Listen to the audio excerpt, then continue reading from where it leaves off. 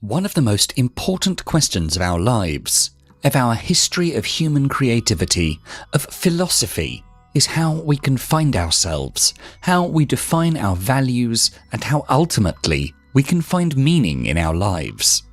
In order to answer such questions, we dive deep into the philosophy of Friedrich Nietzsche, who is considered one of the greatest thinkers of all time and a precursor of existentialism. He was famously known for his unconventional ideas about morality and religion, and in spite of his controversial work, he proved to be a very deep thinker, showing great insights into the true nature of human psychology, writing guidelines relating to how individuals can shape their future by taking responsibility for who they are. Nietzsche wrote several books, and his teachings have shaped the lives of many people, from psychologists to poets, dancers to social revolutionaries. According to Nietzsche, finding yourself is one of the most fundamental endeavors of your life. And so, here are 4 steps inspired by the philosophy of Friedrich Nietzsche, which you can take from to help you get closer to finding yourself and becoming who you truly want to become. Number 1. Don't follow the herd mentality. Nietzsche says, "What we've called universal values, what we've called truth, has always only ever been the personal expressions of those who promoted them." Nietzsche believed a rigid societal code creates what he called the herd mentality. Like a herd of animals, a herd mentality aims towards sameness, comfort, and the preservation of its population. Similarly, the moral code of society has been fabricated by other individuals and then imposed on other people, so that society can have control over human behavior. Although that can protect us from certain extreme human behaviors, it also limits our individuality and creativity. Not only that, but the strict dogmatic judgment of human behavior can even make some individuals more rebellious, resulting in extreme antisocial attitudes and, even worse, actions. If these dictatorial boundaries and rules become tyrannical and unreasonably harsh, the rebellious response can often be equally harsh. If the moral code of society is flexible enough, then the people who have opposing views don't have to be particularly forceful to make the change that they want to see in the world. In real life, more often than not, it's the case that morality is preached in a very strict way. It is not only that the societal, religious, and educational structures present it that way, it's also the attitude of the majority of people that don't want to stand out from the group in fear of being rejected. Therefore, every person that stands out too much, according to representatives of these groups, is someone that seems terrifying and dangerous. It is a well-known fact that people are afraid of the unknown, and that is perfectly mirrored in this dynamic. This can be seen in our everyday lives, whether it's the Middle Ages or the modern-day world. This dynamic is always present. Whether it's Galileo being killed for thinking outside the box, or at school when your classmates ridiculed you or some other student for being different and standing out, it's all cut from the same cloth. The herd consists of people that have amputated their creativity, dreams, and goals, and that are feeling insecure and even threatened by everyone that exhibits those qualities. Those people are afraid of change, afraid of admitting to themselves that some of their potential has not been fully realized. Although that realization is scary, an individualistic and driven person must not let themselves be dragged down by other people's mistakes in life. Instead, you need to go your own way, leave the herd behind, and then shine a light so bright that it can't be ignored. You can start by questioning and silencing those negative voices that you internalized when you were young. Whether it's a parent, a harsh teacher, a narcissistic partner, it doesn't matter. Whoever told you that you can't do things that you'd want to probably told you that because they were afraid of your success, because it would expose everything that's bad about them. So they wanted to limit your individuality and pull you back into the herd. Also, being strong-minded and courageous helps you withstand the frightening feeling of stepping out of your comfort zone, since it's an integral part of becoming who you really are.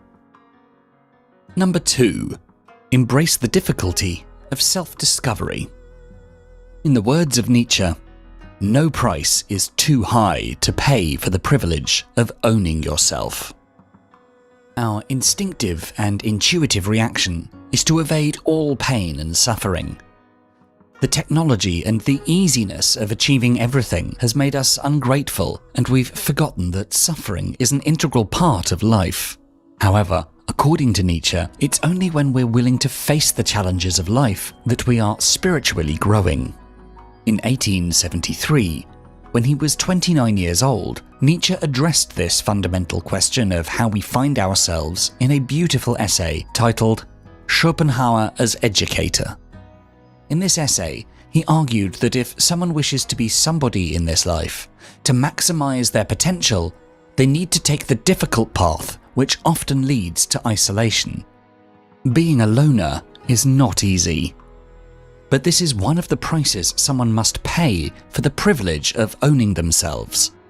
To keep yourself from being overwhelmed by the tribe, you must distance yourself from others. You need to strive to be free, and this might lead to severe difficulties in your life. You should refuse taking an easy path, and you should decide to embark in the quest for gaining your freedom to be yourself, no matter how frightening it might be. To be free means also to be free from all physiological and psychological needs. In other words, to not let them drive you, but for you to drive them instead.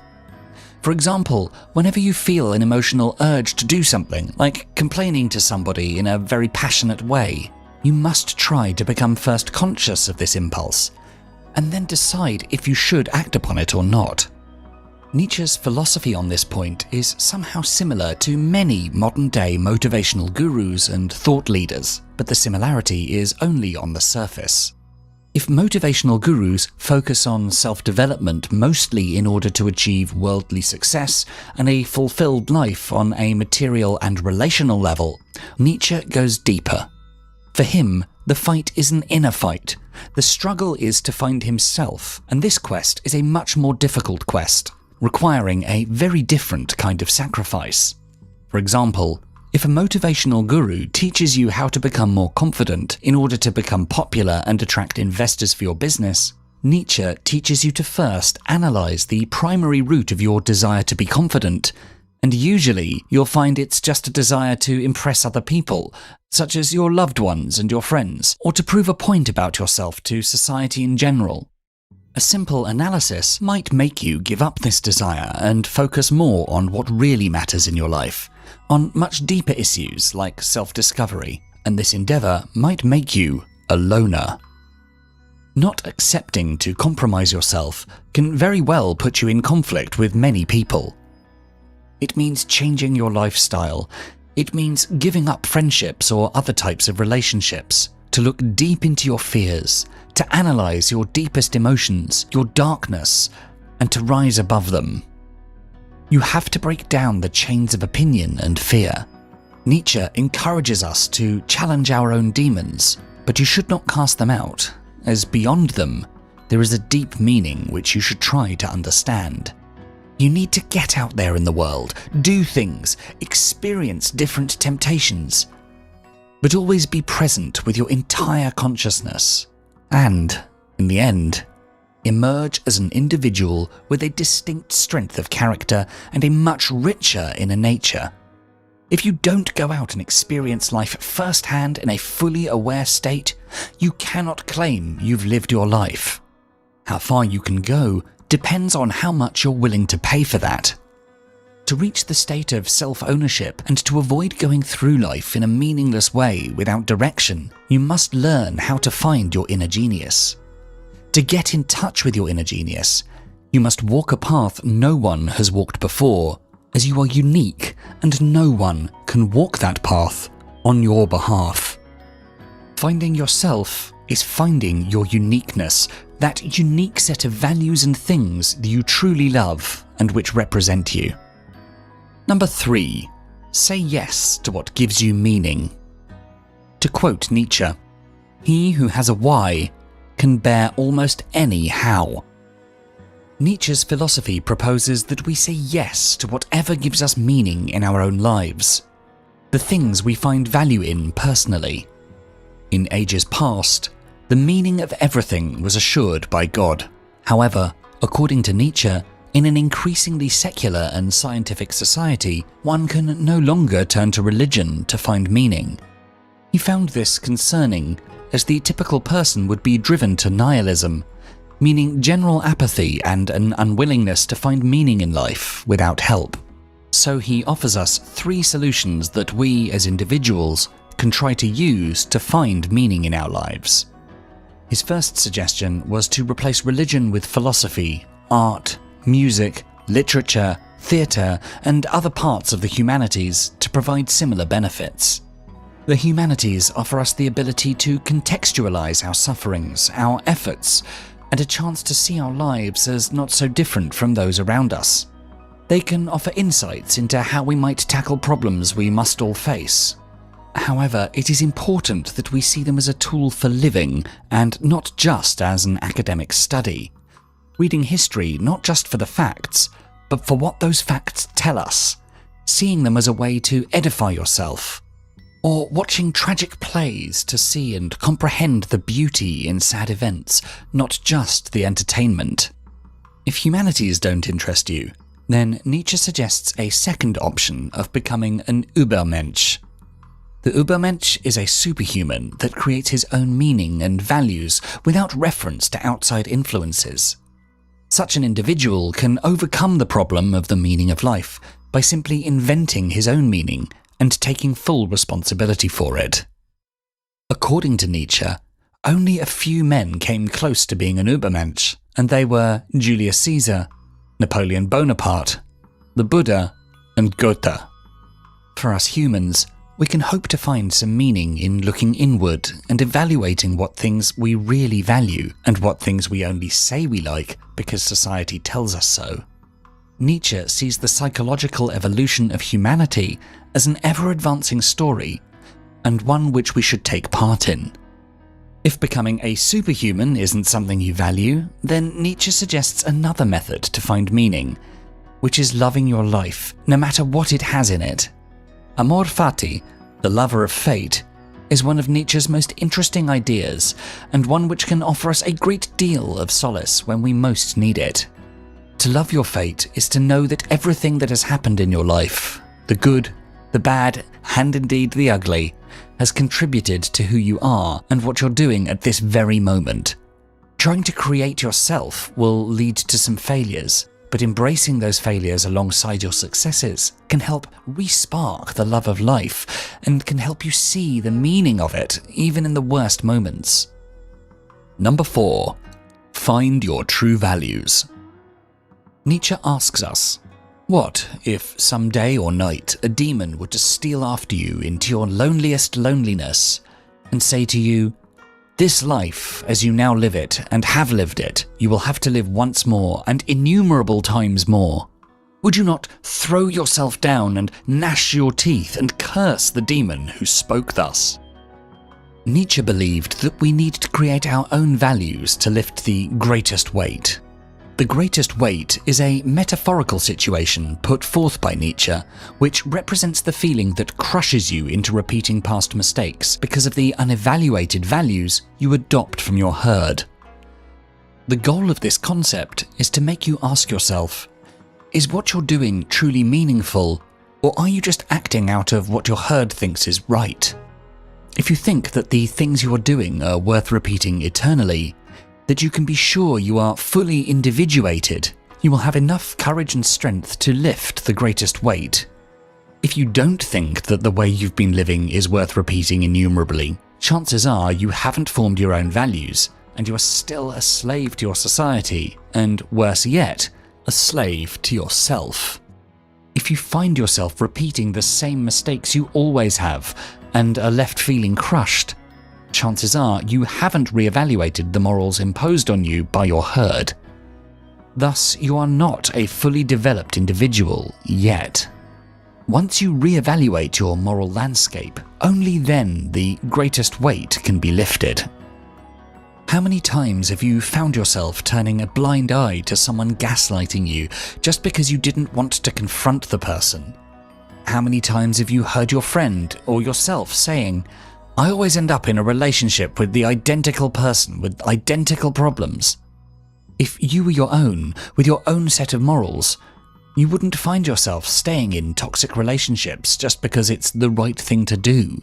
You'd know that it's just you trying to be a good person by society's standards, and that's not worth it. Nietzsche suggests that in every little thing, ask yourself, do you desire this once more and innumerable times over? If the answer is no, then you need to change yourself and reevaluate your values. Then, and only then, the weight can be lifted. True good lies beyond standard definitions of good and evil. Most of us live our lives in our self-imposed jail. Our jail cells are blandly presubscribed by social beliefs that captivate the wildness and individualism of the human spirit. Many of us submit to the comfort of this cage. Nietzsche recognized that we can escape our enclosure of forced beliefs and awaken ourselves to what we value personally. To break free and to create your own values and meaning in life, you have to undergo this transformation. You have to go through this rebellious phase. You need to have the courage to break the chains of tradition, of religion, of society, and perhaps you even have to distance yourself from several people in your life. It doesn't need to be a violent and sudden reaction. It can and should be a smart, calm, but definitive one. You can start with making a list of everything and everyone you think limits your freedom to be yourself. It can be an unfortunate unwritten rule at your workplace. It could be your spouse who always tries to control and correct your behavior, or it may be your friends or your parents who criticize you when you behave in a particular way. Once you've done this, try to think of possible strategies of how to change that situation. Maybe you could have a discussion with your spouse in which you can talk about the issue. Perhaps you talk to your colleagues or supervisors in a meeting at work regarding the problems you're experiencing, how it affects you, and how you would like it to change. Or you could find new friends who can appreciate you better. When you feel overtaken by the greatest weight, you don't need to hide your aspirations, but instead you need to break out from your self-made, herd-based prison and chase after the dreams that give meaning to your life. If you enjoyed this video, please do make sure to check out the full Philosophies for Life channel, and for more videos to help you find success and happiness using ancient philosophical wisdom, don't forget to subscribe. Thanks so much for watching.